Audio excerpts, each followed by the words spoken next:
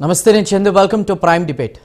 కర్నూలు శివారులో Kaveri travels bus ప్రమాదంలో 19 మంది మృతి చెందగా పలువురికి గాయాలయ్యాయి. ఈ ప్రమాదంలో ఏపీకి చెందిన 6, తెలంగాణకు చెందిన 6, కర్ణాటకకు చెందిన 2, తమిళనాడుకు చెందినటువంటి 2, బీహార్కు చెందిన 1, ఒడిశాకు చెందిన 1 మృతి చెందారని అధికారులు తెలిపారు.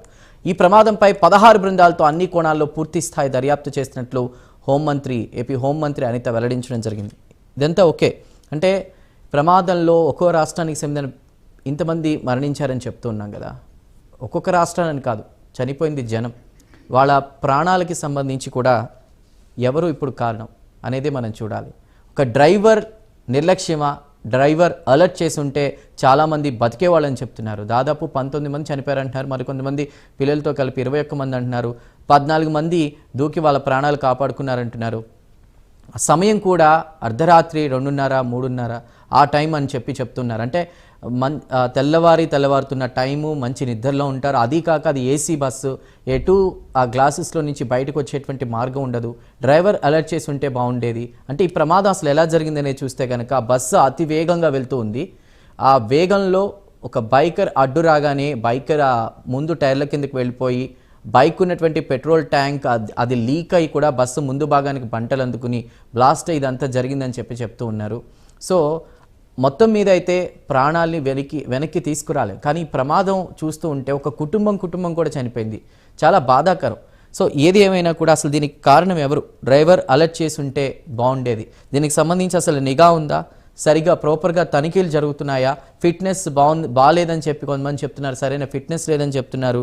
అదేవిధంగా తక్కువ టైంలో గమ్యస్థానం, ఎంత ఎక్కువ వేగంగా తీసుకెళ్ళి కావాల్సిన ఊర్లో పడేస్తే అంత ఎక్కువ డబ్బులకి, అదీ కాక 32 మంది కూర్చోవలసిన బస్సులో 42 మంది. ఇదంతా ఏంటి? అసలు రవాణా శాఖ అధికారులు ఏం చేస్తూ ఉన్నారు? ప్రజల ప్రాణాలంటే లెక్కలేదా? ప్రైవేటు ట్రావెల్స్ యాజమాన్యాలు దీనిపై స్పందించకపోవడానికి కారణం ఏంటి? ఒక చోటేమో రిజిస్ట్రేషన్, ఒక చోట నడపడం, ఇదంతా మనం చూస్తూ ఉన్నాం. ఏదైనా అటు అధికారులు కూడా ప్రమాదం జరిగిన తర్వాత ఎక్స్గ్రేషియా ప్రకటించడం కాదు, అసలు ప్రమాదం జరగకుండా చూడడం అనేది ఎంతో ఉత్తమం. మరి ఆ దిశగా ఇకనైనా చర్యలు తీసుకుంటారు లేదో చూడాలి. ఇప్పటికైతే దర్యాప్తు పూర్తి స్థాయి జరుగుతుందని హోంమంత్రి అంతే చెప్పారు. ఇటు తెలంగాణకు సంబంధించి ముఖ్యమంత్రి, అటు ఏపీకి సంబంధించి ముఖ్యమంత్రి కూడా దీనిపై దిగ్భ్రాంతి వ్యక్తం చేశారు. మంత్రి జూపల్లి వెళ్ళి ఆ ప్రమాద స్థలంలో అక్కడ పరిశీలన చేసి వీళ్ళకి దీనికి సంబంధించి రక్షణపై ధ్యాసే లేదంటూ ఆయన కొన్ని కీలక వ్యాఖ్యలు చేశారు. నాదెండ్ల మనోహర్ స్పందించారు. పూర్తి స్థాయిలో విచారణ జరుగుతుంది, ఎవరైతే కారకులు శిక్ష పడేలా చూస్తామంటూ కూడా ఆయన మాట్లాడినటువంటి పరిస్థితి. ఏదేమైనా కూడా ప్రజల ప్రాణాలంటే లెక్కలేదా?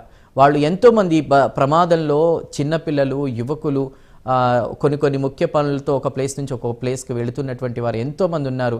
పండగ పూర్తి చేసుకుని వెళ్తున్న వాళ్ళు ఉన్నారు. వీళ్ళందరూ కూడా నిద్రలోనే, వాళ్ళ పిల్లలైతే వాళ్ళ తల్లిదండ్రులతో చివరి ప్రయాణం క్షణాల్లోనే అంతా జరిగిపోయింది. చాలామంది అక్కడ వెహికల్స్, అంటే ఇక్కడ ఇంకొక విషయం చెప్పుకోవాలి. పోలీస్ అధికారులు కొంతమంది, కర్నూలు పోలీస్ వాళ్ళు మెచ్చుకోవాలి. వాళ్ళు గనక త్వరగా స్పందించి అక్కడ ఫైర్ వెహికల్ ఏదైతే ఉందో, ఫైర్ ఇంజన్ రాకపోతే ఒక డీజిల్ ట్యాంక్ కూడా ఉంది, అది పేలితే ఆ చుట్టుపక్కల ఏదైతే ట్రాఫిక్ జామ్ అయిందో వాళ్ళందరూ కూడా చనిపోయేటువంటి పరిస్థితి కూడా ఉందని చెప్పి అక్కడ ఉన్నటువంటి ప్రత్యక్ష సాక్షులు ఎవరైతే ఉన్నారో వారు చెప్తున్నటువంటి పరిస్థితి. ఏదేమైనా కూడా తక్కువ టైంలో ఎక్కువ దూరానికి సంబంధించి కూడా ఫిట్నెస్ సరిగ్గా లేని బస్సులు, డ్రైవర్లకు అసలు సరైన ప్రాపర్ ట్రైనింగ్ ఉందా లేదా డ్రైవర్కి సంబంధించి కూడా అతను శివానే వ్యక్తి అని చెప్తున్నారు. కందుకూరు బెంగళూరు బస్సు నడిపేవాడు, ఇప్పుడు హైదరాబాద్ నుంచి బెంగళూరు. ఇదంతా చూస్తూ ఉంటే కూడా అసలు నిబంధనలన్నీ కూడా ఎక్కడికి పోతున్నాయి? దానికి సంబంధించి మాట్లాడదాం. ఇవాళ ఈ ప్రైమ్ డిబేట్లో మనకి జాయిన్ అవుతున్నారు నరా విజయ్ కుమార్ గారు, సీనియర్ జర్నలిస్ట్. విజయ్ కుమార్ గారు నమస్కారం, వెల్కమ్ టు ప్రైమ్ డిబేట్. అదేవిధంగా Anand Babu garu, state president BC student federation నుంచి. ఆనంద్ బాబు గారు నమస్కారం.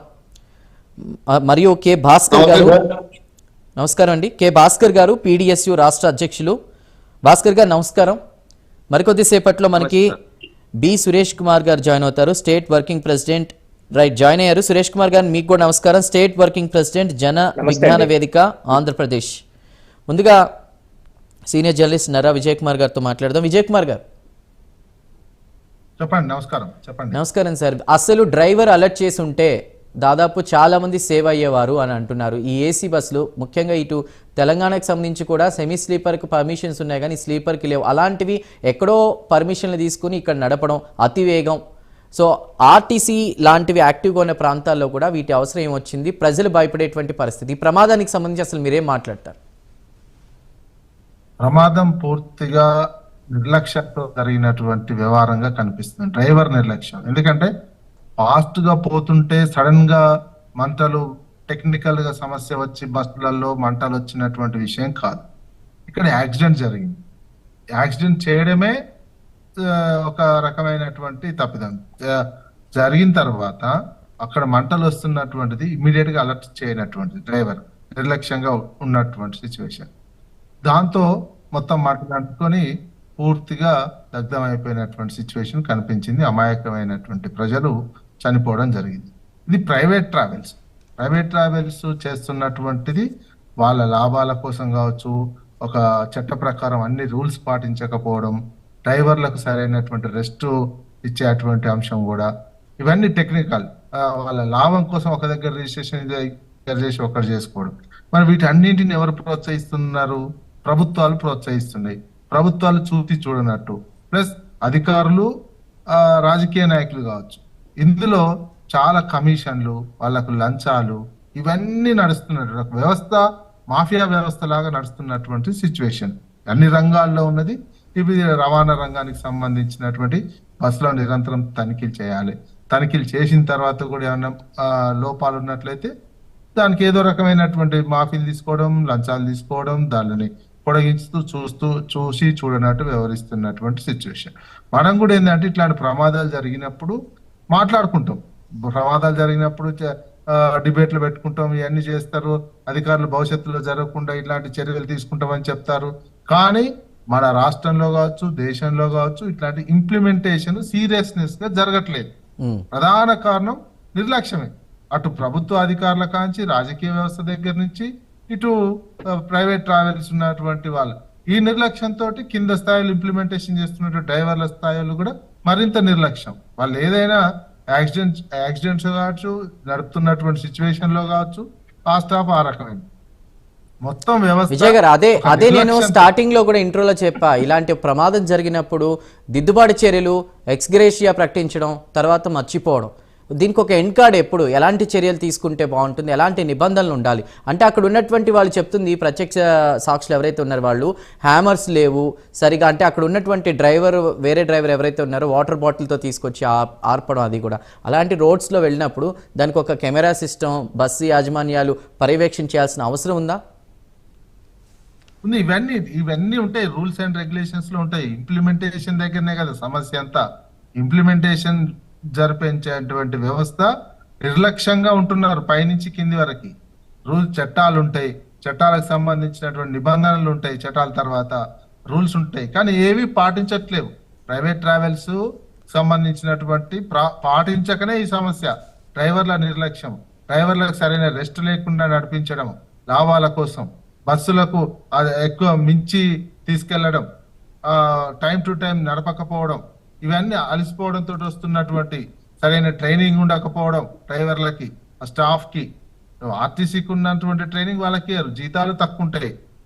వీటన్నిటిని మళ్ళీ మెయింటైన్ చేయడం కోసం బస్సులో టెక్నికల్ సమస్య ఉన్నా, రిజిస్ట్రేషన్ సమస్య ఉన్నా, ఇంకేదైనా సాంకేతిక పరమైనటువంటి ఉన్నా, యాక్సిడెంట్ జరిగే ప్రాంతాల్లో డ్రైవర్లు నడపాల్సినటువంటి తీరు విషయంలో ఇవన్నీ కూడా నిర్లక్ష్యం చేస్తున్నటువంటి పరిస్థితి కనిపిస్తుంది. ఈ నిర్లక్ష్యానికే ఈ రకమైనటువంటి బయతులు.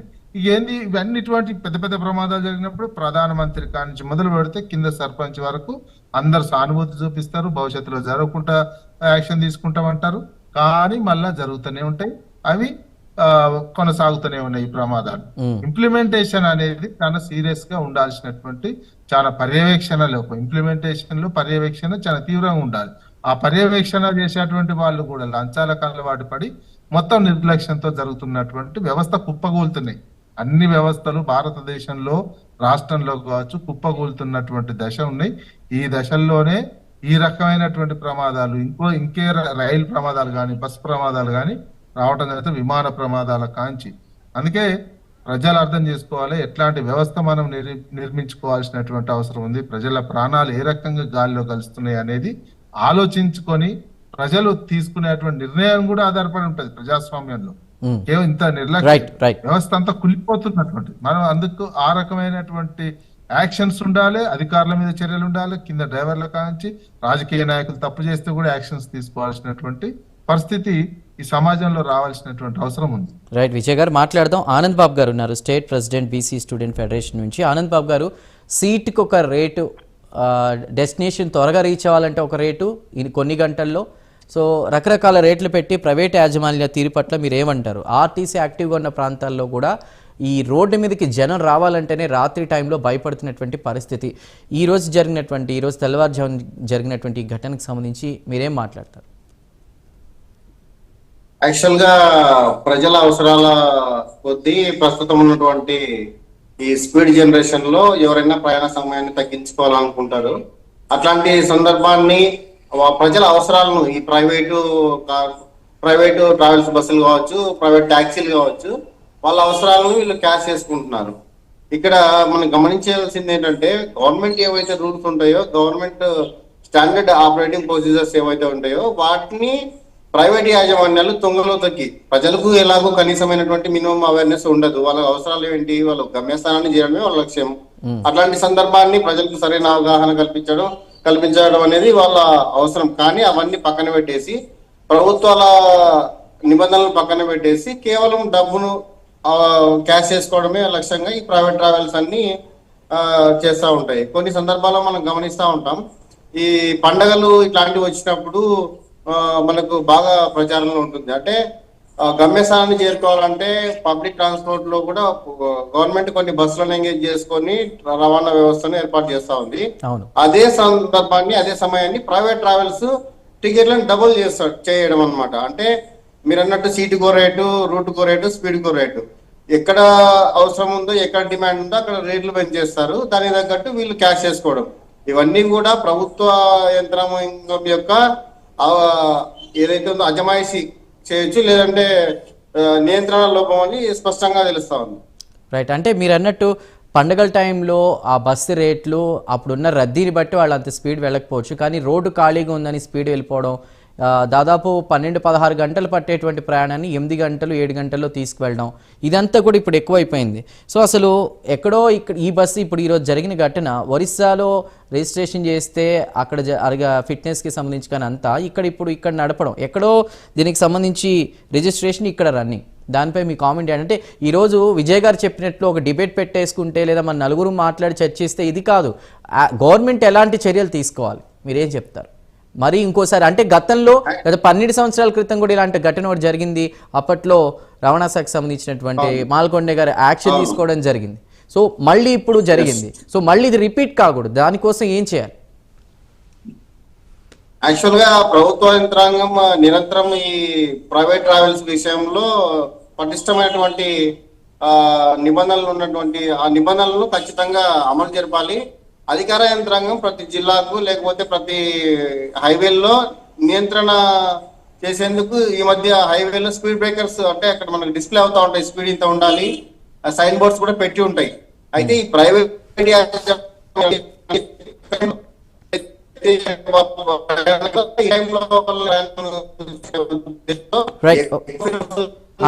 ఆనంద్ గారు ఒక నిమిషం, మీది ఆడియో డిస్టర్బెన్స్ వస్తుంది, ఒకసారి సిగ్నల్ చెక్ చేసుకోండి. సురేష్ కుమార్ గారితో మాట్లాడదాం, state working president Jana Vignana వేదిక నుండి. సురేష్ గారు, పూర్తిగా అగ్నికి అయిపోయినటువంటి పరిస్థితి, బస్సు మొత్తం కూడా ఎక్కడా ఎలాంటి సేఫ్టీ మెజర్స్ కానీ హ్యామర్స్ కానీ బయటకు వచ్చేటువంటి సిచ్యువేషన్ లేదు. 32 మంది కూర్చోవలసిన ప్లేస్లో 42 మంది 45 మంది అలా ఇరికించి వచ్చేటువంటి ఏదైనా ఇన్సిడెంట్ జరిగితే బయటకు వచ్చేటువంటి పరిస్థితి లేనటువంటి సిచ్యువేషన్ ఉంది. ఈరోజు చూసాం. మీరేం మాట్లాడతారు అసలు దీని గురించి? గవర్నమెంట్కి ఎలాంటి చర్యలు తీసుకుంటే ఇలాంటివి అసలు రిపీట్ కాకుండా ఉంటాయి? అవునండి, ఇప్పుడు నేను కూడా కర్నూలులోనే ఉంటాను. నేను యాక్చువల్గా ఆ స్పాట్కి వెళ్ళి చూసి వచ్చాను. నేను ఎంత బాధాకరం అంటే హృదయ విదారకరం. నాకు తెలిసిన వాళ్ళ ఒక అమ్మాయి ఉంది, వాళ్ళ ఒక ఆఫీసర్ వాళ్ళ ఫ్రెండ్, వాళ్ళ అమ్మాయి ఉంది, 24 years సాఫ్ట్వేర్ ఇంజనీర్. తనని బాడీ ఇక్కడ గవర్నమెంట్ హాస్పిటల్ అంతా వెతికితే ఆ లిస్టులో, అంటే ఎవరైతే హాస్పిటల్ అడ్మిట్ అయినారో ఆ లిస్ట్ లో అమ్మాయి పేరు లేదు. సరే లేదు అంటే ఎక్కడ ఉంది అంటే ఇంకా ఆటోమేటిక్ గా సరే ఏమన్నా కొందరు ఏం జరిగిందంటే కొందరు ఆల్రెడీ ఇంట్లోకి వెళ్ళిపోయినారు. అంటే అప్పటికప్పుడు ఏదైనా దొరికితే క్యాచ్ చేసుకొని హైదరాబాద్కి వెళ్ళిపోవడం అట్లా వేస్ట్ చేస్తున్నారు. సరే ఎవరైనా ఇంటికి వెళ్ళింటే అమ్మాయి ఫోన్ స్విచ్ ఆఫ్ వస్తుంది అంటే సరే ఇంటికి వెళ్ళింటే ఒకవేళ తన ఇంటికైనా ఫోన్ చేసేది కదా, కానీ పర్సనల్ నెంబర్ కన్నా వాళ్ళ ఇంటి వాళ్ళ అమ్మ వాళ్ళకైనా చేసేది. అక్కడికి ఫోన్ రాలేదు అంటే నో డౌట్ అమ్మాయి అక్కడికి చేరలేదు, ఇక్కడ హాస్పిటల్లో లేదు. అంటే ఏంటి థర్డ్ ప్లేస్, ఇంకా ఆటోమేటిక్ గా బస్సులోనే ఉండిండాల. సరే ఏంటి బాడీస్ ఎక్కడ ఉన్నాయి అంటే ఇంకా హాస్పిటల్ తీసుకురాలేదు, అక్కడే బస్సులోనే ఉన్నాయి. అక్కడికే వెళ్ళి ఫోరెన్సిక్ డిపార్ట్మెంట్ అక్కడికే వెళ్ళి పోస్ట్ మాస్టర్ చేస్తుందని చెప్తున్నారు. సరే అక్కడికి వెళ్ళినా, అక్కడికి వెళ్తే అప్పటికే వాళ్ళకి తెలిసిన ఇంకొక అతను కూడా వచ్చి అతను లోపలికి వెళ్ళి చూసి వచ్చినాడు. అతను అడిగా, ఏమండి ఏమైనా గుర్తుపట్టే పరిస్థితి ఏమైనా ఉందా, అమ్మాయి ఫోటోలు ఏమైనా ఆర్నమెంట్స్ ఉంటాయి కదా, దాన్ని చూసి ఏమైనా ఐడెంటిఫై చేసగలవా అంటే, అతను చెప్పిన ఆ విధానం చూస్తే మనం ఎంత బాధ అనిపిస్తుంది అంటే, ఏం గుర్తుపడతామన్నా, ఆడ చూసినావా ఏమన్నా మాంసం ముద్దలు ఒకటే ఉన్నాయి, కొందరికి కింది భాగం లేదు, కొందరికి కాళ్ళు లేవు, కొందరికి చేతులు లేవు, కొందరికి సగం కాలిపోయింది. ఇంత అసలు వీళ్ళు ఎవరు, వీళ్ళ పరిస్థితి ఏంది, వీళ్ళ బట్టలు ఏంది, ఏమి అట్లీస్ట్ ఏమి గుర్తుపట్టడానికి అవకాశం లేకున్నంతగా కాలిపోయినారు. మీరు ఒక్కసారి గమనించండి, ఆ ప్రమాదం జరిగినప్పుడు ఆ చిన్న ప్లేస్ లో అంతమంది ఎంత బాధాకరమైన పరిస్థితులను ఎదుర్కొని ఉంటారు. జరిగిన సమయం అప్పుడు 2:30-3 గంటలంటే ఈ ప్రయాణంలో ఉన్నటువంటి కొంతమంది బయటపడ్డ వాళ్ళు చెప్తున్నారు, వాళ్ళ గాయాలతో కూడా ప్రెస్తో మాట్లాడుతూ వాళ్ళు చెప్తుంది, 40 నిమిషాలు నరకం చూసాం మేము, ఎటు వెళ్లాలో తెలియలేదు, ఎలాగోలా తప్పించుకున్నాం అని చెప్తున్నారు. చిన్న కిటికీలో నుంచి, డ్రైవర్ విండోలో నుంచి. సో కాపాడదామన్నా కూడా సిచ్యువేషన్ అంత భయానకంగా ఉందంటున్నారు. అసలు ఒక నియంత్రణ ఎలా తీసుకురావాలి ఈ ప్రైవేటు బస్సుల యాజమాన్యాలపై? మీరు చూడండి, బస్సు సేఫ్టీలో అన్ని ప్రైవేట్ బస్సు ఈ మధ్య కాలంలో అన్ని ప్రైవేట్ బస్సులు వస్తున్నాయి, ఏసీ బస్సులు వస్తున్నాయి, ఫుల్ ప్యాక్డ్ వస్తున్నాయి. అవును, సరే స్లీపర్ కోచ్ బాగానే ఉంది, సంతోషం బాగానే. కానీ మీరు ఒక్క ఎగ్జిట్ డోర్ ఉంటుంది. ఇలాంటి ప్రమాదం జరిగినప్పుడు ఒక్క ఎగ్జిట్ డోర్ లో ఎంతమంది బయటకు వస్తారు? అదొకటి మైనస్ పాయింట్. రెండోది, బ్రేక్ చేయడానికి ఎన్ని చోట్ల ఈ హ్యామర్స్ ఉన్నాయి, ఎక్కడన్నా కనబడుతున్నాయా? లేవు. మూడోది, ఎందుకు మీరు ఒక బస్సులో 4 ఎగ్జిట్ పెట్టి ఎందుకు పెట్టకూడదు? ఎమర్జెన్సీ ఎగ్జిట్లు ఎందుకు పెట్టిండకూడదు? బస్సు ఎక్కిన వెంటనే ఇక్కడ ఎమర్జెన్సీ ఎగ్జిట్ డోర్స్ ఉంటాయి, దీనిని తీసే విధానం ఇది అని ఇప్పుడు మన ఫ్లైట్ లో ఎక్కినప్పుడు ఎక్స్ప్లెయిన్ చేస్తారు కదా, అంతా మొత్తం సిస్టమ్ ఎట్లా ఉండాలనేది. అది ఇక్కడ ఎందుకు చేసిండకూడదు? చేసింటే ఈజీగా 4 డోర్లు ఓపెన్ అంటే ఇమ్మీడియట్ గా సగం మంది 30 మంది బయటకు వచ్చేవాళ్ళు కదా. అదొక minus point. Main door open కాలేదు. మెయిన్ డోర్ ఓపెన్ కాకపోవడం కానీ ఆ డ్రైవర్ వెళ్ళిపోయినాడు అక్కడ నుంచి. అరే మీరు నీళ్ళేసి దాన్ని ప్రయత్నం చేస్తున్నారు కానీ ఆ డ్రైవర్ ఆ డోర్ ఓపెన్ చేయడానికో ఇంకోటి ఏమైనా ఆలోచించాల్సింది. 300 మీటర్లు బస్సు ఢీకొన్న తర్వాత ముందుకు వచ్చిందంటే ఎందుకు బస్సు ఆపలేకపోయినాడు? అంత దూరం పోయింది. అదొక మేజర్ డ్రాబ్యాక్ అక్కడ. ఇక్కడ బస్సు ఏంటంటే, మీరు అందరూ ఒక్క పాయింట్ బాగా గమనించండి. ఈ బస్సు 2:45 నిమిషాల నుంచి 3:15 మధ్య జరిగింది ప్రమాదం. కర్నూలుకి వచ్చింది. కర్నూలు పక్కన ఒక 15 కిలోమీటర్ దాటింది. ఈ బస్సు ఎప్పటికి వెళ్ళిపోవాలంటే బెంగళూరుకి మార్నింగ్కి వెళ్ళాలి. మీరు హైదరాబాద్ లో ఎన్ని గంటలకు బయలుదేరిస్తున్నారు? టౌన్ అంతా సిటీ అంతా తిప్పి మీరు 11 గంటల తర్వాత బయటకు వస్తే ఖచ్చితంగా 2 గంటలకు బస్సు కర్నూలుకి వస్తా ఉంది. ఎందుకు? మీరు ఇప్పుడు ఫస్ట్ లో చెప్పారు కదా, ఎన్ని గంటలు సాగాల్సిన జర్నీ ఎన్ని గంటలు జరుగుతుంది, మరి ఇన్ని గంటలు 15 గంటలు 10 గంటలు సాగాల్సిన జర్నీని తీసుకొచ్చి 6 గంటలు 7 గంటల్లో కుదిస్తే ఇంకేం జరుగుతుంది? ఖచ్చితంగా అది బండి హై స్పీడ్ తో వెళ్తుంది ఖచ్చితంగా. ఎందుకంటే వాళ్ళకి టార్గెట్ అది మార్నింగ్ కల్లా బెంగళూరు రీచ్ కావాలా. ఆ స్పీడ్ లో మీరు ఈ వోల్వోల బస్సులు పక్కన వెళ్తే టూ వీలర్ ఊగిపోతుంది ఖచ్చితంగా. అసలు నిలబడదు, కష్టం, చాలా ఇబ్బంది. ఇంకోటి ఎస్పెషల్ నైట్ టైం ఈ ఇన్సిడెంట్ లో చాలా హృదయ విదాకరం ఏంటంటే, అంత పెద్ద సంఘటన జరిగితే అది వర్షం పడుతుంది, చాలా మంది దూరంగా వెహికల్స్ ఆపుకున్నారు, అది పేలిపోతుందనో మళ్ళీ వీళ్ళకి ఏమైనా ఇబ్బంది అవుతుందన్నా కానీ ఎంతమంది వెళ్ళి కాపాడగలిగినారండి? ఎక్కడ నశిస్తుంది? సురేష్ గారు, అదే ఒక ప్రత్యక్ష సాక్షి ఒక లేడీ చెప్తూ ఉన్నారు వీడియోలో, కాపాడదామంటే కూడా కొంతమంది అధికారులు కూడా అక్కడ ఉన్నారు, వాళ్ళు డోర్లు వేసేసుకుని మాది ఈ ప్లేస్ కాదు అని చెప్పినటువంటి పరిస్థితి. సెల్ఫీలు తీసుకుంటున్నారు, వీడియోలు తీసుకుంటున్నారు తప్ప ఒకరిద్దరు తప్ప ఎవరు అక్కడ లేరంటున్నారు. అసలు మానవత్వం ఎట్టిపోయింది? మన వాళ్ళే అక్కడ ఉంటారా? రియాక్ట్ అవుతామా? ఎంత మానవత్వంలో ఏమవుతుందండి? మీకేమవుతుంది? మీరు కూడా చనిపోతారా ఏమన్నా? దూరం నుంచి రాళ్ళు ఇచ్చవచ్చు కదా, దూరం నుంచి మీ వెహికల్ ఏదైనా రాడ్స్ ఉంటాయి కదా, అద్దాలు పలగొట్టిండొచ్చు కదా, మీ చేతనైనా సాయం చేసిండొచ్చు కదా, ఒకటికి వర్షం కూడా పడుతుంది కదా. అరే దిగి మీరు ప్రయత్నం చేస్తే, ఇప్పుడు చాలా చోట్ల ఇక్కడ మనము సరే వీడియోలు తీస్తున్నారు, అంతవరకు మీరు ముందుకు వస్తున్నారు కానీ ఇంకొక స్టెప్ ముందుకేసింటే కొంతమందిని ఒక ఇద్దరిని కాపాడిన మీ జీవితంలో నేను ఒక ఇద్దరిని కాపాడిన ఒక తృప్తి ఎప్పటికీ ఉండిపోయేది కదా. ఆ పని ఎందుకు చేయలేకపోతున్నాం? ఈ రోజు రోడ్డు మీద ఎవరైనా కత్తి పట్టుకుని ఎవరైనా చంపుతున్నారు అంటే అందరు దూరం నుంచి పరిగెత్తనే ఉంటారు. గట్టిగా అరిచి మీరు 4 రాళ్ళు వేస్తే వాడు పారిపోడండి. అవును. ఎంతమందిని చంపగలుగుతాడంటే అసలు ఆ చిన్న మానవత్వం కూడా లేకుండా జనాలకు ఎందుకు తయారవుతారన్నది చాలా బాధాకరం కదా. ఖచ్చితంగా ఇప్పుడు ఇక్కడ సంఘటన జరిగింది, ఇక్కడున్న ప్రభుత్వ యంత్రాంగము జరిగిన వెంటనే మొత్తం పోలీసు వ్యవస్థ కానీ, హాస్పిటల్ స్టాఫ్ కానీ, కలెక్టరేట్ అడ్మినిస్ట్రేషన్ సైడ్ కానీ నుంచి మొత్తం స్పాట్ లో టకటక దిగేస్తున్నారు. ఈవెన్ ఫోరెన్సిక్ కూడా రోడ్డు మీదనే అక్కడ టెంట్లు వేసేసి మొత్తం ఇబ్బంది లేకుండా అక్కడే చేయడానికి ఏర్పాటు చేస్తున్నారు. ఇక్కడ మధ్యలో ఉంది కాబట్టి, ఇన్సిడెంట్ జరిగింది కాబట్టి, ఇన్సిడెంట్ తర్వాత ఏమేమి చర్యలు చేయాల్సింది అన్ని వాళ్ళు చేయగలుగుతున్నారు. కానీ ఈ సమస్య ఎక్కడ స్టార్ట్ అవుతుంది, బస్సు ఎక్కడ స్టార్ట్ అవుతుంది, ఎక్కడ ఎండ్ అవుతుంది, ఆ పర్మిట్స్ ఏంది, ఆ సిస్టమ్ అంతా ఇంకోరు వేరే వాళ్ళు చూసుకోవాల్సిన పరిస్థితి. కాబట్టి ఇక్కడ జరిగిన అడ్మినిస్ట్రేషన్ వీళ్ళు సఫిషియెంట్ గా చేయగలుగుతున్నారు. కానీ లోపాలు ఏమి ఉన్నాయి అన్నది అయితే ఇంకోటి, అది మనము ఫైర్ కి మనం ఎప్పుడైనా వచ్చినప్పుడు ఎగ్జాస్ట్ ఫ్యాన్స్ పెట్టొచ్చు కదండి. ఒక స్మోక్ వచ్చిన వెంటనే ఇప్పుడు ఈ బస్సులో ఉన్న మేజర్ ట్రాఫిక్ ఏంటంటే అంత క్లోజ్ సర్క్యూట్ ఉంటుంది. ఒక్కసారి పొగ వస్తే మనిషికి కన్ఫ్యూజన్ అయ్యి వాడు ఎటుపోవాలో అసలుకు మీరు ఆ టైంలో ఒకరినొకరు గుద్దుకొని అటుపోవాలన్నా ఇటుపోవాలన్నా తెలియక ఎంత నరకం అనుభవించింటారంటే అక్కడ ఎవరైనా ఉన్న వాళ్ళకే తెలుస్తుంది ఆ బాధ ఏందో, ఎవరైనా దాంట్లో బయట వాడికే తెలుస్తుంది. మనం ఊహించుకుంటేనే తెలుస్తుంది కదండి ఎంత ఇబ్బందికరంగా ఉంటది అన్నది. ఎందుకు ఒక స్మోక్ వస్తేనే ఆటోమేటిక్ గా ఎగ్జాస్ట్ ఫ్యాన్స్ అన్ని ఓపెన్ అయ్యి స్మోక్ ని బయటికి పెట్టేలాగా ఒక సిస్టమ్ ని ఎందుకు పెట్టిండకూడదు బస్సులో? అదే అంటున్నానండి, యాజమాన్యాలు కూడా ఒక కెమెరా సిస్టమ్ పెట్టి జర్నీ అంతా కూడా వాళ్ళు మానిటరింగ్ చేస్తూ ఉంటే ఈరోజు ఇంత పెద్ద ప్రమాదం జరగకుండా ఉండేది. అలర్ట్ చేసేటువంటి ఒక సిస్టమ్ ఉంటే బాగుండేదని కూడా అందరూ అంటున్నారు. రేపు మాట్లాడదాం. భాస్కర్ గారు ఉన్నారు. భాస్కర్ గారు పీడిఎస్యు రాష్ట్ర అధ్యక్షులు. భాస్కర్ గారు, ఈ ప్రమాదంపై అసలు అంటే ఎలాంటి చర్యలు తీసుకుంటే రానున్న రోజుల్లో ఇలాంటివి అరికట్టవచ్చు? అంటే ఏదో ఇందాక దిద్దుబాటు చర్యలు కాదు, దిద్దుబాటు చర్యలు తర్వాత మర్చిపోవడం, ఇటు డిబేట్లు పెట్టినా డిస్కషన్లు చేసినా ప్రభుత్వాలు రెస్పాన్స్ అయినా తర్వాత మళ్ళీ ఇలాంటివి జరగకుండా ఉండాలంటే ఎలాంటి చర్యలు తీసుకోవాల్సిన అవసరం ఉంది? ముఖ్యంగా రాష్ట్రంలో ఉన్నటువంటి దేశంలో ఉన్నటువంటి అధికారులు అవినీతి అక్రమాలకు పాల్పడకుండా, ముఖ్యంగా ఇలాంటి ప్రైవేట్ ట్రావెల్స్ కి బడా బాబులకి లొంగకుండా నిబంధనలకు సక్రమంగా ఏవైతే ఉన్నాయో అవన్నీ పాటిస్తే ఇలాంటి పునరుద్ధం కాకుండా ఉంటాయి. కానీ ఈరోజు రాష్ట్రంలో ఫైర్ డిపార్ట్మెంట్ కావచ్చు, రవాణా డిపార్ట్మెంట్ కావచ్చు, ఈరోజు ఎవరైతే బడబాబులు ఏదైతే క్యాబినెట్ లో ఉన్నటువంటి మినిస్టర్ల చేతం ఎమ్మెల్యేల చేతం వాళ్ళ కనసాయిగల్లో ఈరోజు ప్రైవేట్ ట్రావెల్స్ నడుస్తున్నటువంటి నేపథ్యం ఉంది. వీళ్ళందరూ కూడా పర్మిషన్లు ఎక్కడిస్తున్నారు? ఫైర్ డిపార్ట్మెంట్ వాళ్ళు కూడా ఏ బస్సును కూడా తనిఖీ చేయకుండా ఫైర్ సర్టిఫికేట్ ఇస్తున్నటువంటి పరిస్థితి. ఏమైనా రెవెన్యూ ఆర్టీఓ అధికారులు కూడా ఏ ప్రైవేట్ ట్రావెల్స్ ను కూడా పరిశీలన చేయలేదు, ఎటువంటి తనిఖీలు చేయలేదు. అదే విధంగా ఎంతమంది ఫిట్నెస్, ఎంతమంది ప్యాసింజర్లు ఎక్కిస్తున్నారని కూడా ఎక్కడ కూడా పరిశీలన చేయలేనటువంటి పరిస్థితి ఉంది. ఎందుకంటే ఈరోజు అవినీతి అక్రమాలకు కేర్ ఆఫ్ అడ్రస్ గా ఈరోజు ఫైర్ కానీ ఆర్టీఓ అధికారులు వీళ్ళందరూ కూడా మారుతున్నటువంటి నేపథ్యం ఉంది. ముఖ్యంగా ఆర్టీసీ, ఏపీఎస్ ఆర్టీసీ లో ప్రభుత్వ ఆర్టీసీ డ్రైవర్లకి శిక్షణ, అదేవిధంగా నైపుణ్యం కలిగినటువంటి డ్రైవర్లు ఉంటున్నారు. కానీ ప్రైవేట్ ట్రావెల్స్ లో ఎలాంటి నైపుణ్యం కలిగినటువంటి డ్రైవర్లు ఉంటున్నారు? ఇలాంటి ఆ డ్రైవర్ల యొక్క రిపోర్ట్ ని ప్రభుత్వానికి తెలియజేస్తున్నారా?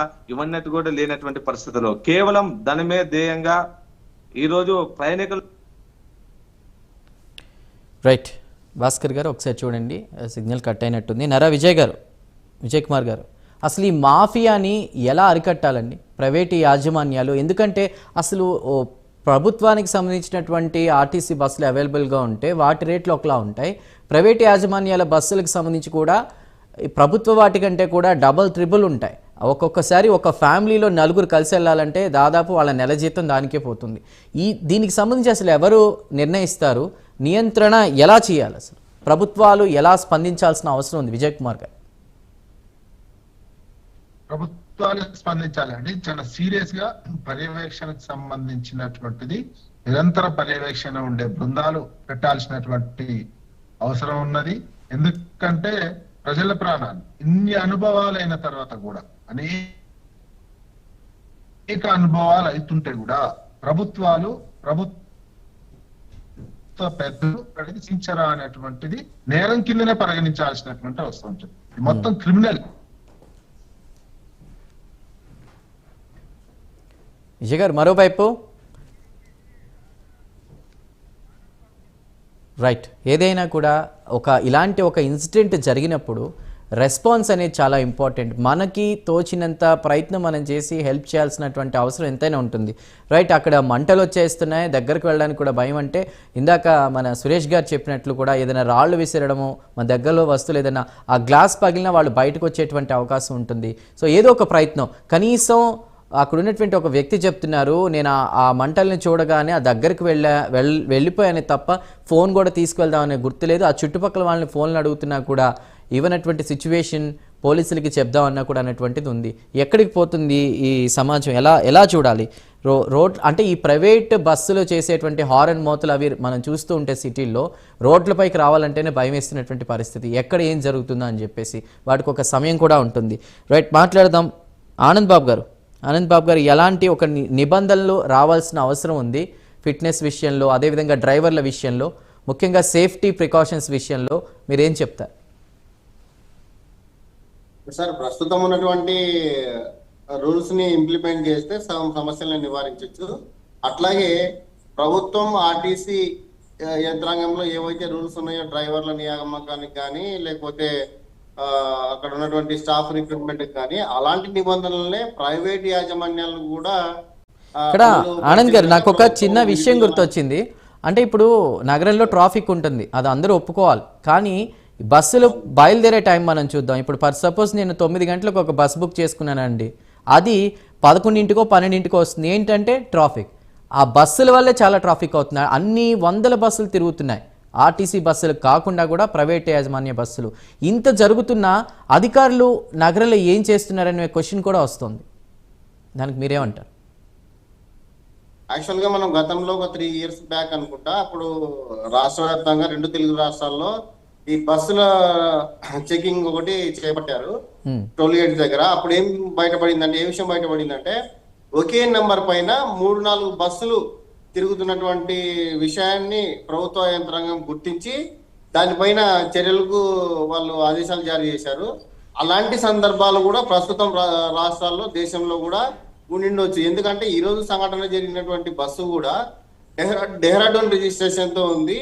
ఎక్కడో రిజిస్ట్రేషన్ చేసిన బస్సుని ఇక్కడ తీసుకొచ్చి నడిపితే నంబర్ను కూడా గుర్తుపట్టలేని పరిస్థితి. ఇవాళ ప్రైవేట్ ట్రావెల్స్ బస్సులు కూడా సర్వీస్ నంబర్ల పేరుతో బస్ నంబర్ ఎక్కడో కింద ఉంటుంది, సర్వీస్ నంబర్ మాత్రమే బయట నంబర్ ప్లేట్ మీద మనకు విజిబుల్ గా కనిపించేటట్టు, కస్టమర్స్ ప్రయాణికులకు కనిపించేటట్టు పెడతా ఉన్నారు. ఇలాంటి సందర్భాల్లో అంటే ప్రజలను, పబ్లిక్ ని, ప్యాసింజర్స్ ని మాయ చేస్తూ కేవలం వాళ్ళ డెస్టినేషన్ ప్లేస్ మాత్రమే గ్లాస్ మీద విజిబుల్ గా ఉంటుంది.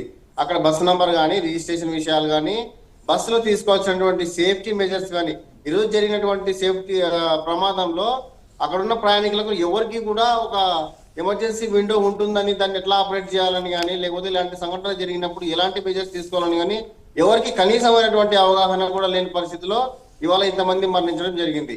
ఈ ప్రైవేట్ యాజమాన్యాలు డ్రైవర్ల రిక్రూట్మెంట్ విషయంలో కూడా ఏదో పని జరిగిందా లేదా, ఆ సమయానికి బస్సు సిద్ధమైనప్పుడు ఎవరు అందుబాటులో ఉంటే వాళ్ళని మీకు 500 ఎక్కువ ఇస్తాం, లేదంటే ఒక 1000 రూపాయలు ఎక్కువ ఇస్తాం, ఈ రూట్ దాకా వెళ్ళండి అని చెప్పి పంపించే పరిస్థితులు ఉన్నాయి. మనం గమనిస్తే ఏ ఒక్క ప్రైవేట్ ట్రావెల్స్ బస్సు డ్రైవర్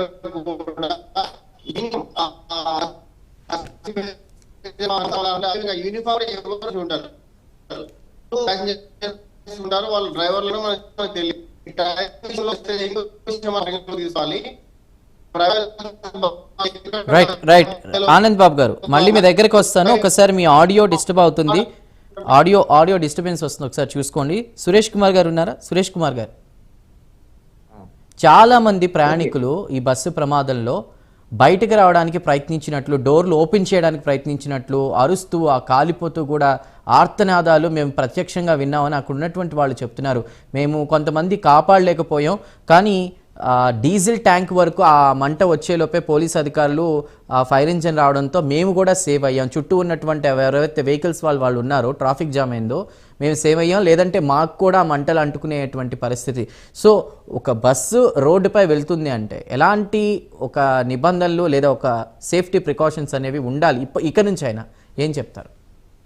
ఖచ్చితంగా అండి. ఇప్పుడు మీరు ఈ సంఘటన చూడండి, ఇప్పుడు సంఘటన జరిగింది కదా, దీని మీద ఇప్పుడు మనం అందరం మాట్లాడతాము. రేపు పొద్దున్న నుంచి మీరు చూడండి, అన్ని రోడ్లలో ఆ కన్సల్ట్ ఆఫీసర్స్ ఖచ్చితంగా వాళ్ళని బస్సులు పట్టుకోవడము, వాటికి ఫైన్ వేయడము అని మనం ఖచ్చితంగా ఒక 15 రోజులు ఈ సీన్ అంతా ఖచ్చితంగా చూస్తాం. అన్ని చోట్ల ఇంకా అన్ని చెక్ చేస్తారు. ఆ తర్వాత 1 నెలకో 2 నెలలకో 3 నెలలకో మళ్ళీ మర్చిపో ఇలాంటి సంఘటన సేమ్ మహబూబ్నగర్ దగ్గర ఆల్రెడీ బస్ ప్రమాదం జరిగింది కదండి. ఆల్రెడీ అప్పుడు కూడా ఫైర్ జరిగి మొత్తం ఒకటి కాలిపోయింది కదా, ఒక బ్రిడ్జ్ కు గుద్దుకొని చనిపోయి అది జరిగింది కదా. అప్పటికిప్పటికి ఏం మారిందండి, అప్పుడు బస్సులో తీసుకున్న ప్రికాషన్స్ ఏంది, ఇప్పుడు కొత్తగా యాడ్ అయిన ప్రికాషన్స్ ఏముంది, సేమ్ అదే కదా మళ్ళీ నడుస్తుంది. ఇదే కరెక్ట్ కాదు. మీరు ఫిక్స్ చేయండి, ఈ ప్రికాషన్స్ ఉంటేనే బస్సుకు పర్మిషన్ ఇస్తాము, రోడ్డు మీద ఈ ప్రికాషన్స్ ఉంటేనే బస్సు రన్ చేస్తాము.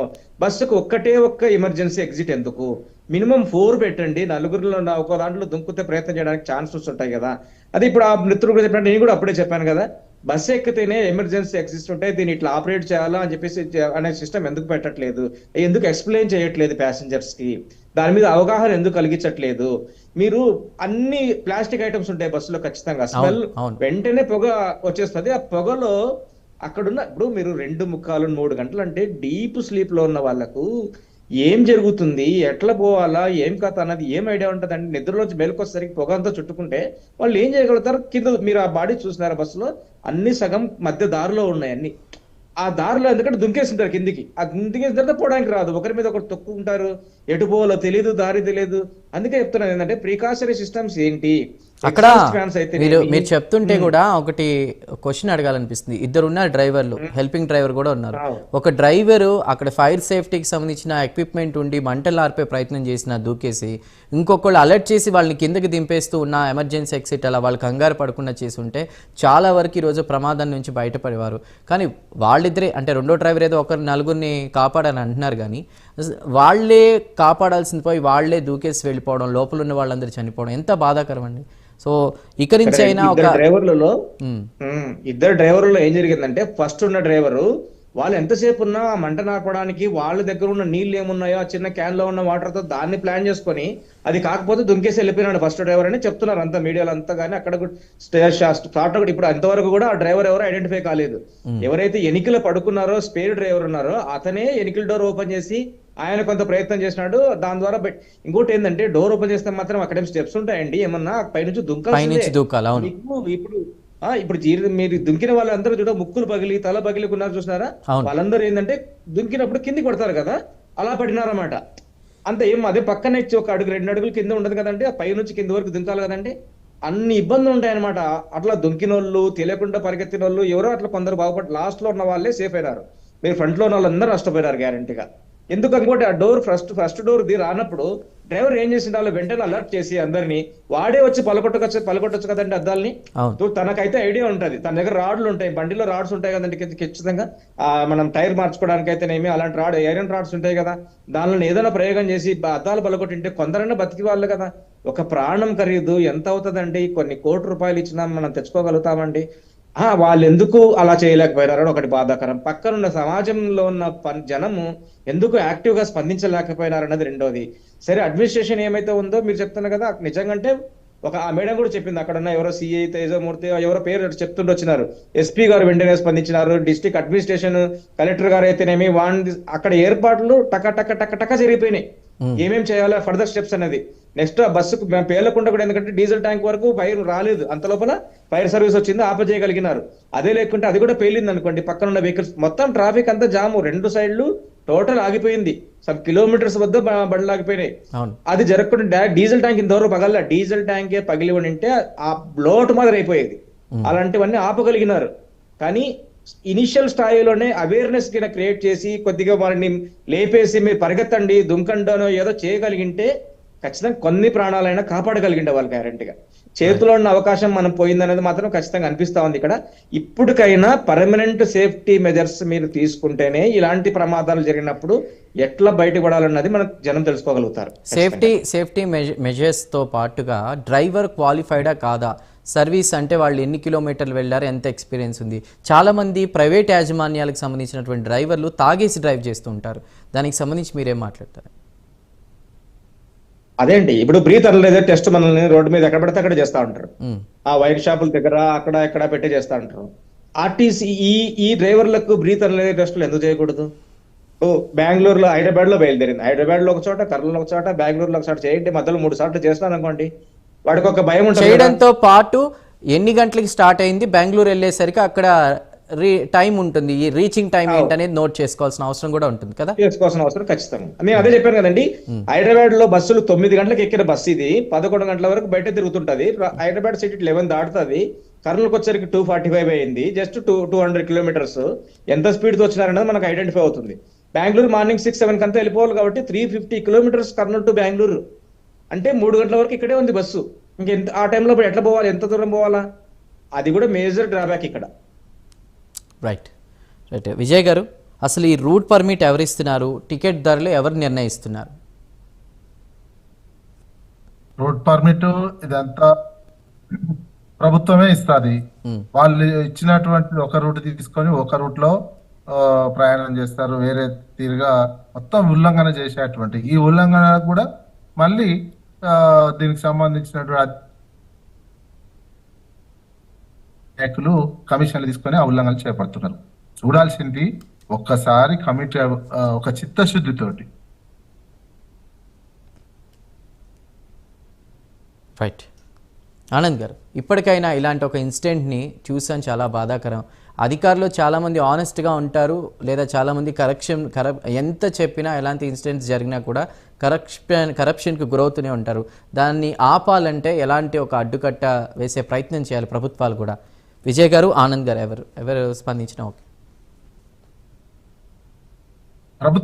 ప్రభుత్వాలు చిత్తశుద్ధి నిరూపించుకోవాల్సినటువంటి సమయం, అంతే. కమిట్మెంట్ ఒక స్ట్రిక్ట్ గా ఇట్లాంటి ప్రమాదాలు, జనం ప్రాణాలు కాపాడాలనే ఒక మేజర్ ఇంటెన్షన్, చిత్తశుద్ధి కనిపించాల్సినటువంటిది.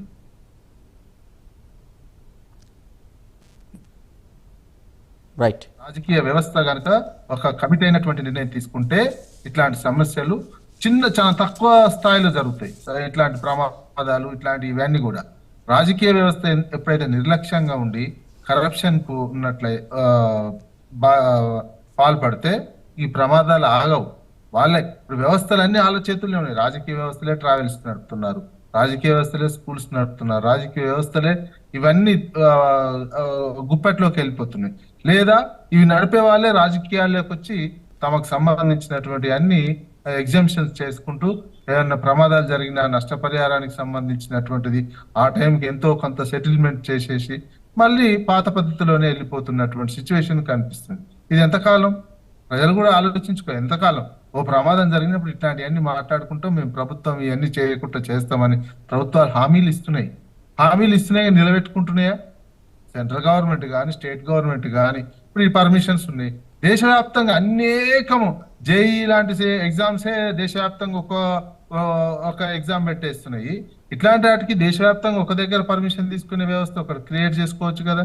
వన్ నేషన్ వన్ ఎలక్షన్ అని అంటున్నారు, ఒకే ట్యాక్స్ అంటున్నారు, దేశం అంతా ఒకే ట్యాక్స్ అంటున్నటువంటి సందర్భంలో ఈ ట్రావెలింగ్ సంబంధించినటువంటి కూడా ఇట్లాంటిది ఒరిస్సాలో రిజిస్ట్రేషన్ చేసుకొని తెలంగాణలో ఆంధ్రప్రదేశ్ లో తిరగాల్సినటువంటి అవసరం ఏముంది? భారతదేశానికి అంతటికీ ఒకే రకమైనటువంటి ట్యాక్స్ పెట్టండి. ఇటువంటి ఏదైనా ఉంటే మరి రాష్ట్రాల ఆదాయం అప్పుడు దెబ్బతింటది అంటే దానికి సంబంధించిన వేరే రూపాయల రాష్ట్రాలకు ఆదాయం వచ్చే మార్గం, దీంట్లోనే రాష్ట్రానికి వచ్చేటువంటి మార్గం చూడండి. ఇట్లా మోసాలు చేస్తా ఉన్నారు. మీరు దానికి సంబంధించిన మారినటువంటి సందర్భంలో దానికి సంబంధించినటువంటి రూల్స్ చట్టాలు మార్చుకొని ఒకే దగ్గర రిజిస్ట్రేషన్ చేసుకుంటే ఇక అటువంటి నాగాలాండ్ రిజిస్ట్రేషన్ చేసుకొని తుప్పు పట్టిన వెహికల్స్ తీసుకొని వచ్చి ఇట్లా మోసం చేయాల్సినటువంటి అవసరం లేదు, అరికట్టాల్సినటువంటి అవసరం ఉంది. మనం ఏ కాలంలో బతుకుతున్నటువంటి సిచ్యువేషన్ లో ఇట్లాంటివి కూడా మార్చుకోలేకపోతే ప్రమాదాలే పెరిగిపోతున్నటువంటి చూస్తున్నాం. అందుకే ఇంత ఘోర ప్రమాదం జరిగింది, ఆ యాజమాన్యం ఇప్పటి వరకు కూడా స్పందించలేదని తెలుస్తుంది. ప్రభుత్వాలు ఏమో మేము సమగ్ర విచారణ చేపట్టామంటున్నారు. వాళ్ళని తీసుకొచ్చి కదా మీడియా ముందు నుంచోపెట్టి జనాలకు తెలిసేలా మాట్లాడించాలి. తప్పు నిర్లక్ష్యంగా అంటే ఈ డ్రైవర్ తప్పు కనిపిస్తుంది, యాజమాన్యాలే తప్పు కనిపిస్తుంది. సో అవునన్నా కాదన్నా వాళ్ళకి సంబంధించినటువంటి సంస్థ మీద ఎఫెక్ట్ ఖచ్చితంగా పడుతుంది. వాళ్ళు స్పందించాల్సిన అవసరం ఉందా లేదంట? స్పందించేటట్టు చేయాలి. నష్టపరిహారం ఆ ట్రావెల్స్ లో చనిపోతున్నప్పుడు ప్రజలు ఒకవేళ చనిపోయిన తర్వాత నష్టపరిహారం ఒక ఎత్తు, అది కూడా భారీ స్థాయిలో ఇచ్చేటట్టు చేయాల్సినటువంటి అవసరం ఉంది. భారీ స్థాయిలో కాకుండా అసలు వాళ్ళని తప్పించేటువంటి విధంగా వాళ్ళతో అసలు చర్చలే లేని వాళ్ళని ఇంతవరకు ముందుకు నిలబెట్టకుండా నిర్లక్ష్యం. ఇంత జరిగిన తర్వాత కూడా ఇమ్మీడియట్ కదా ఇంత పెద్ద వ్యవస్థ ఉన్న పోలీస్ వ్యవస్థ ఉంది, ప్రభుత్వ వ్యవస్థ ఉంది. ఆ యాజమాన్యాన్ని తీసుకొచ్చి ప్రజల ముందు నిలబెట్టి తప్పైందని, దానికి సంబంధించిన ఏమేమి ఉల్లంఘనలు జరిగినాయి, చనిపోయిన వాళ్ళకి ఏం చేస్తారు, ఇవన్నీ చెప్పించాల్సినటువంటి ఉంది. భవిష్యత్తులో ఏం చేయబోతారు అనేది ఒక చిత్తశుద్ధి కమిట్మెంట్ తీసుకోవాల్సినటువంటి అవసరం. ఇట్లాంటి ఏవి కూడా ప్రస్తుత ప్రభుత్వాలు చేయట్లేవు. అందుకే ఇట్లాంటివన్నీ జరుగుతున్నాయి, ఈ నిర్లక్ష్యాలు జరుగుతున్నాయి. అందుకని ప్రభుత్వాలు ఇట్లాంటి నిర్లక్ష్యంలోకి పోకుండా ఇప్పటికైనా కళ్ళు ఐ ఓపెన్ కావాల్సినటువంటి అవసరం ఉంది. మీరు విమాన ప్రమాదాలు జరిగినప్పుడు చూడండి ఏ రకంగా ఉంటుంది, ఆ ప్రమాదాల్లో చనిపోయిన వాళ్ళకు ఇస్తున్నటువంటి పరిహారము. మనిషి బస్సులో చనిపోయిన మనిషి ప్రాణమే. అట్లాంటి నష్టపరిహారం వచ్చే విధంగా చట్టాలు తీసుకురావాల్సినటువంటి అవసరం ఉన్నది. దానికి ప్రైవేట్ సంస్థలు కొంత యాడ్ చేస్తే ప్రభుత్వాలు కూడా కొంత యాడ్ చేయాల్సినటువంటి అవసరం ఉంది. మీరు అందుకని స్ట్రిక్ట్ గా నడపండి. ట్రావెల్ బస్సులు నడిపేటప్పుడు చాలా జాగ్రత్తగా, ఎలాంటి ప్రమాదాలు జరగకుండా రోడ్డుకు సంబంధించినటువంటి అవసరం. ఇంకొక స్టాఫ్ పెంచుకోండి. స్టాఫ్ తగ్గించుకొని లాభాలలో ఎక్కువ తీసుకోవాలి, స్టాఫ్ల జీతాల మీదనే బతకాలి అనేటువంటి దురాలోచన కూడా యాజమాన్యాలకు ఉండకూడదు.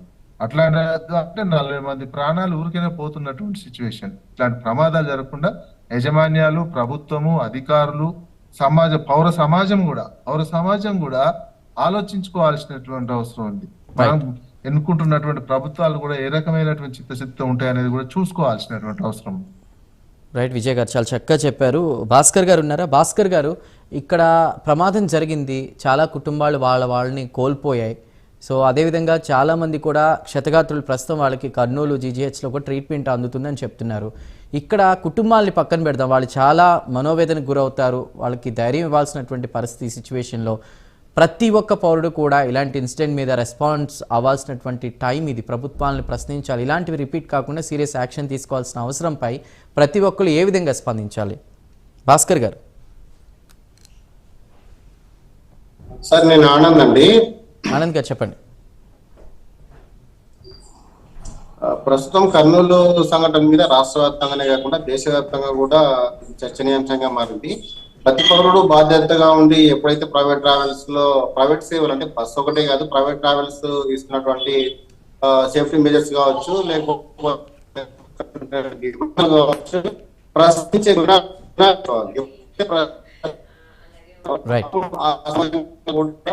రకాల మెజర్స్ తీసుకునేందుకు అవకాశం ఉంది. ఎప్పుడైతే ప్రశ్నించే అని చెప్పి దాన్ని ముందుకు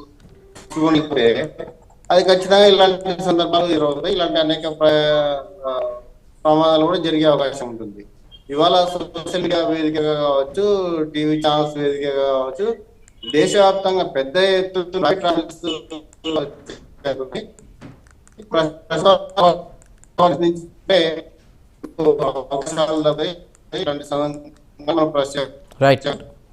ఆనంద్ గారు, రైట్ ఫైనల్ కన్క్లూజన్ తీసుకుందాం. ఇది ఆడియో డిస్టర్బెన్స్ వస్తుంది. సురేష్ గారు, ఫైనల్గా మీ కన్క్లూజన్ ఏంటి? దీనికి సంబంధించి ఏం చెప్తారు? ఇలాంటివి ఇంకా రిపీట్ కాకుండా ఉండాలంటే క్వాలిఫైడ్ డ్రైవర్స్ విషయంలో కావచ్చు, ట్రావెల్స్ యాజమాన్యాలకు సంబంధించి ప్రభుత్వం ఫైనల్గా ఇప్పటి నుంచి ఏం తీసుకుంటే బాగుంటుంది? సౌకర్యాలు అవి పక్కన పెడితే అసలు బిఫోర్ దట్ కావాల్సినటువంటి సేఫ్టీ ప్రికాషన్స్కి సంబంధించి కూడా మీరు ఫైనల్గా ఇందాక ఒకటి చెప్పారు, ఎగ్జాస్టర్ ఫ్యాన్స్ ఉంటే బాగుంటుంది, పొగ బయటకు వెళ్ళిపోయి ఉంటే చాలా వరకు కూడా వాళ్ళకు ఒక క్లారిటీ ఉండేది ఎటు వెళ్ళాలి, ఏం చేయాలనేది.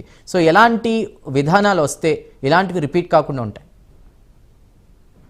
బస్సుకు అదే మీరు ఇక్కడ కూడా చెప్పండి, ఎక్కడో డెహ్రాడూన్లో పర్మిషన్ తీసుకొని తెలంగాణ నుంచి కర్ణాటక వెళ్తాం బస్సు. ఎందుకు ఆ పరిస్థితి వచ్చింది? మీరు స్టేట్ గవర్నమెంట్ పర్మిషన్ ఇవ్వండి, సిస్టమ్ మెయింటైన్ చేయండి, సిస్టమ్ లో కండిషన్స్ పెట్టండి. ఈ కండిషన్స్ అన్ని ఉంటేనే మేము బస్సుకు పర్మిషన్ ఇస్తామని చెప్పండి. అలా అన్ని పాటించిన వాడే బండి పెట్టుకుంటాడు, లేకపోతే పెట్టుకోడు. మనకేం నష్టము? మీ కండిషన్స్ మీరు చెప్పండి. మీరు ఎక్కడో ఇప్పుడు ఈ రోజు మనము అన్ని చోట్ల ఒకటే స్కోలింగ్, డెహ్రాడూన్ లో వేరే స్టేట్ లో రిజిస్ట్రేషన్ చేసుకొని ఇక్కడ దొంగగా బస్సులో మనం జాతీయ స్థాయిలో బస్సులు నడపడానికి పర్మిషన్ ఉంది కాబట్టి నడుపుతున్నారు. ఈ స్టేట్ గవర్నమెంట్ పర్మిషన్ ఇవ్వండి, మీరు అప్పుడు రూల్స్ అన్ని ఫాలో చేయండి. సిస్టమ్ లో ఖచ్చితంగా డ్రైవర్స్ కి ఒక మెథడ్ ఏంటి, ఇప్పుడు ఆర్టీసీలో ఉన్నప్పుడు ఖచ్చితంగా అతనికి ఒక సిస్టమ్, డ్రైవింగ్ ఎట్లా చేస్తాడు, ఏం కథ టెస్టులు పెట్టి అన్ని రకాలుగా ఓకే అన్న తర్వాత డ్రైవర్ పోస్ట్ ఇస్తున్నారు. ఈ ప్రైవేట్ ట్రావెల్స్ విషయంలో కూడా డ్రైవర్స్ ఎవరు, మీరు చెప్పినట్టు వాళ్ళ ఎక్స్పీరియన్స్ ఏంది, మధ్యలో ఒకసారి వాళ్ళ టెస్ట్ రమ్మని చెప్పడం అయితే అవి మెయింటైన్ చేయండి. At the same time driver బయలుదేరిన తర్వాత ఈ దిగే వరకు ఎంత టైమింగ్ తీసుకుంటున్నాడు, మధ్యలో చెక్ పోస్ట్ మాదిరి 2-3 చోట్ల ఖచ్చితంగా అతను సైన్ చేసేయడం, అతనికి ఇలాంటి టెస్టులు మెయింటైన్ చేయడం కానీ చేస్తే ఖచ్చితంగా ఒక భయం ఉంటది కదా ఖచ్చితంగా. Right. ఓహో ఇవన్నీ చేస్తారు గవర్నమెంట్, మనం అంతా జాగ్రత్తగా ఉండాలని ఒక అవగాహన ఉంటది కదా. At the same time government కూడా సంఘటనలు జరిగినప్పుడు తీసుకునే చర్యలు కాకుండా ఒక పర్మనెంట్ స్ట్రక్చర్ గా ఒక సిస్టమ్ ను మెయింటైన్ చేయండి. ఆ సిస్టమ్ కంటిన్యూస్ గా తరువుగా చెక్ చేస్తూ ఉంటే ఇలాంటి ప్రమాదాలు మళ్ళీ మళ్ళీ జరగకుండా ఉండడానికి మనకు ఒక అవకాశం ఏర్పడుతుంది. రైట్ సురేష్ గారు. ఖచ్చితంగా లేకపోతే ఏమవుతుందంటే జరిగినప్పుడే చర్చలు ఉంటాయి, కొన్ని రోజులు మర్చిపోతాం ఖచ్చితంగా. పూర్తిగా యాక్షన్ ఉంటుంది, ఆ తర్వాత నిరంతరం అధికారులు బస్సులకు సంబంధించి ప్రాపర్ గా చెక్ చేస్తూ ఉండాలి, స్ట్రిక్ట్ రూల్స్ పాటించేలాగా కూడా యాజమాన్యాలపై చర్యలు తీసుకోవాలి. Suresh garu thank you. Narra Vijay Kumar garu senior journalist thank you అండి. Anand Babu garu state president BC student federation నుంచి థ్యాంక్ యూ.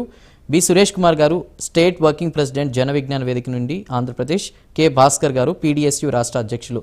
అందరికీ కూడా ఇవాళ ప్రైమ్ డిబేట్లో జాయిన్ అయినందుకు ధన్యవాదాలు. ముఖ్యంగా అప్పుడప్పుడు కాదు, ఇలాంటి ఇన్సిడెంట్ జరిగినప్పుడు కాదు, నిరంతరం అధికారులు క్షుణ్ణంగా తనిఖీలు చేయాలి, స్ట్రిక్ట్ ఆర్డర్స్ ఇవ్వాలి, సేఫ్టీ మెజర్మెంట్స్కి సంబంధించి, ఈ రవాణాకి సంబంధించి, ప్రయాణికులకి భద్రతకి సంబంధించి. ఏది ఏమైనా చాలామంది చనిపోయారు, వాళ్ళ ఆత్మకి శాంతి కలగాలని ప్రైమ్ లైన్ కూడా యాజమాన్యం అటు సిబ్బంది కోరుకుంటున్నారు. అదేవిధంగా ఎవరైతే కుటుంబాలు వాళ్ళని పోగొట్టుకున్నారో వాళ్ళకి మనోధైర్యం ఇవ్వాలని ఆ భగవంతుని కోరుకుంటున్నారు. ఇది ఇవాల్టి prime debate. Keep watching prime line news.